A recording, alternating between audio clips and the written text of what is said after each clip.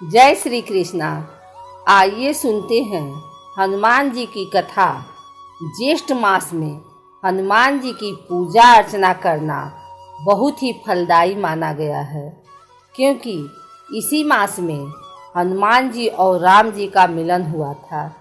तब राम जी ने हनुमान जी को वरदान दिया था कि जो भी ज्येष्ठ मास में आपकी पूजा अर्चना करेगा उस पर सदैव मेरी कृपा बनी रहेगी। राम जी और हनुमान जी के मिलन की कथा हम अगले सप्ताह सुनाएंगे।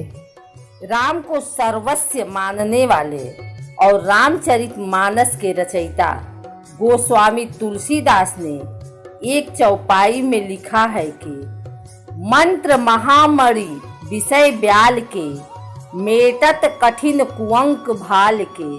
अर्थात विषय रूपी सांप का जहर उतारने के लिए मंत्र और महामणि है, यानी मंत्र सकारात्मक ऊर्जा का संचार करते हैं और नकारात्मक ऊर्जा को नष्ट करते हैं।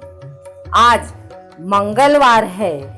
इस दिन भगवान हनुमान जी का मंत्र जाप और सुंदरकांड का पाठ करने से समस्त कष्टों का नाश होता है और सुख समृद्धि की प्राप्ति होती है।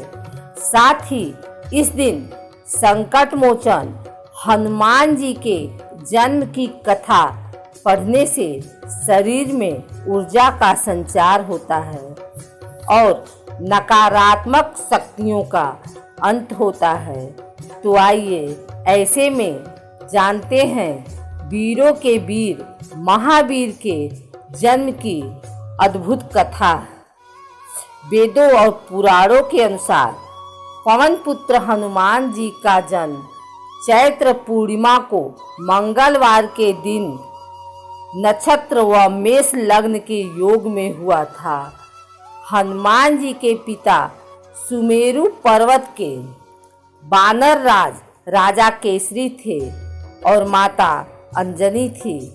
रामचरितमानस में संकट मोचन भगवान हनुमान जी के जन्म का वर्णन करते हुए लिखा गया है कि हनुमान जी का जन्म ऋषियों के दिए वर से हुआ था। कहा जाता है कि एक बार वानर राज केसरी प्रभास तीर्थ के निकट पहुँचे।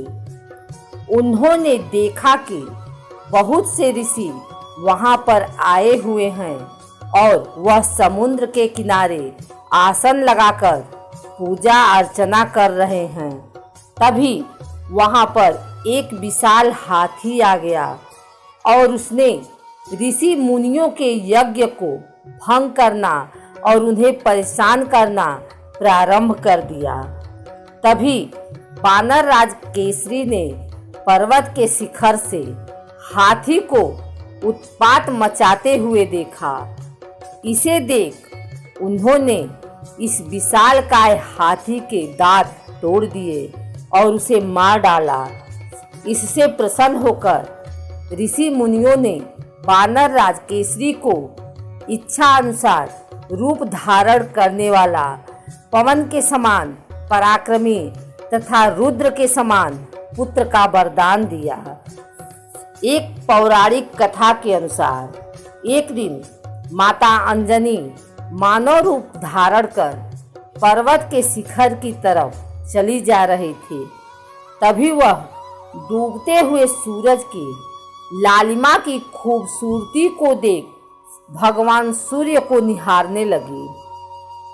उसी समय अचानक से तेज हवा चलने लगी और उनके वस्त्र उड़ने लगे। वह हवा को तेज चलते देख चारों तरफ निहारने लगी, लेकिन उन्हें कोई नहीं दिखाई दिया और पत्ते भी नहीं हिल रहे थे। इसे देख माता अंजनी को लगा कि कोई मायावी राक्षस अदृश्य होकर यह कृत्य कर रहा है।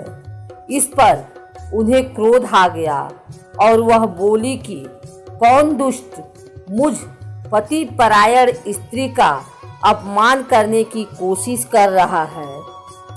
तभी अचानक से पवन देव हाथ जोड़कर माता अंजनी के समक्ष प्रकट हो गए और बोले, हे देवी, क्रोध ना करें और मुझे क्षमा करें।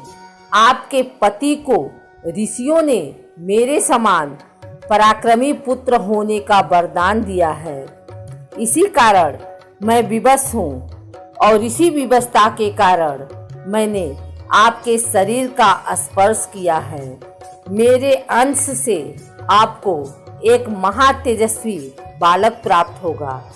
उन्होंने इससे आगे कहा कि हे देवी, भगवान रुद्र मेरे स्पर्श द्वारा आपके पुत्र के रूप में प्रविष्ट हुए हैं, वही आपके पुत्र के रूप में प्रकट होंगे। इस प्रकार वानर राज केसरी के यहाँ भगवान शिव के रूप में स्वयं अवतार लिया। हनुमान जी ने बचपन में पवन देव और ऋषि मातंग से शिक्षा ग्रहण की थी। वह बचपन में ऋषियों के आश्रम के सारे फल खा जाते थे और ऋषियों को बहुत परेशान करते थे। हनुमान जी बचपन में बहुत ही नटखट और उद्यमी बालक थे। एक बार फलों के वन में इंद्रपुत्र जयंत, सूर्यपुत्र शनि आदि देवताओं के पुत्रों से भी उनका सामना हुआ था। तब उन्होंने प्रण लिया था कि मैं भी उड़ना सीखूंगा। फिर पवन देव ने उन्हें उड़ना सिखाया। एक बार उन्होंने सूरज को फल समझकर निगलने का प्रयास किया। रास्ते में राहु ने उनका मार्ग रोका तो राहु को उन्होंने दूर फेंक दिया।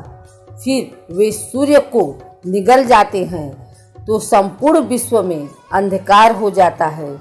ये देखकर इंद्र वज्र फेंककर उनकी ठुड्डी पर प्रहार करते हैं तो उनकी ठुड्डी टूट जाती है और वे मूर्छित होकर धरती पर गिर पड़ते हैं, जिसके चलते उनके पिता पवन देव नाराज होकर संपूर्ण विश्व से प्राण वायु को अपनी ओर खींच लेते हैं। इससे संसार के सभी जीव जंतु मरने लगते हैं। यह देखकर सभी देवता एकत्रित होकर उन्हें मनाते हैं और हनुमान जी को पुनः सचेत करने के बाद सभी देवता हनुमान जी को अपनी अपनी शक्तियाँ प्रदान करते हैं। संस्कृत हनु का अर्थ है जबड़ा और मान का अर्थ है विकृत। जब क्रोधित होकर भगवान इंद्र ने बालक मारुति पर वज्र से प्रहार कर दिया, जिससे उनका जबड़ा टूट गया था, तब से उनका नाम हनुमान पड़ गया। अन्यथा बचपन में उनका नाम मारुति ही था। हनुमान जी बचपन में ही अपने महाबली बाली काका का मान मर्दन कर देते हैं। बाली को अपने उड़ने की तेज शक्ति पर बहुत अभिमान था, लेकिन हनुमान जी उससे भी तेज उड़कर उसका अहंकार तोड़ने का प्रयास करते हैं। लेकिन बाली का फिर भी अभिमान नहीं टूटता है, तो वह उनसे गदा युद्ध करता है और हार जाता है। तब वह हनुमान जी के पैर पकड़ लेता है।